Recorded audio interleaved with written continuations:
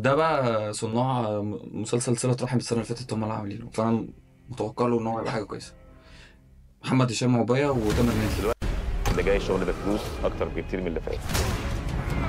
الفلوس فين يا؟ الراجل ده مش هيسكت لك. انت صالح فاروق الفايز؟ انت مش بس بتتفسح في حسابات العملاء من غير اذن، الكلام ده هتتحاسب عليه حساب عسير. انا كنت بنقذ موقف.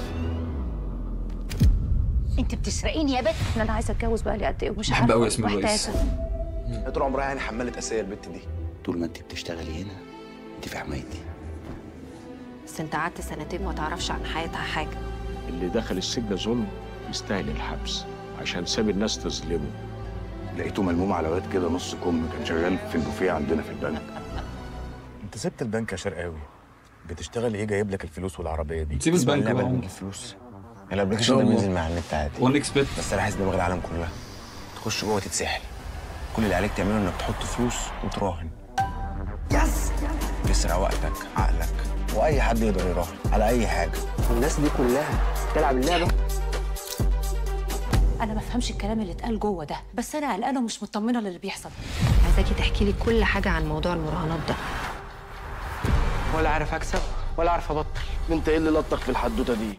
هو انت فاكرها لعبه بجد؟ دي شغلانه ليها قواعد واصول وكباتن. مبروك عليك ال 150,000 جنيه. انا بحبك يا رب. على جثتي نهر ياخد مكاني. ماشي ورا الشيطان وعمال مكمل في اللعبه عادي. الفلوس الكتير حلوه بس عوقها كتير يا اسطى. مفيش حد بيجرب اللعبه دي يا فتحي مره واحده بس. ده مروان مسلماني؟ انا ما بهددش، ولو هعمل مش هقول.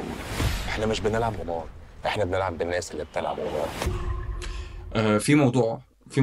في يعني حاجة أول مرة أشوفها اللي هو المراهنات وكده.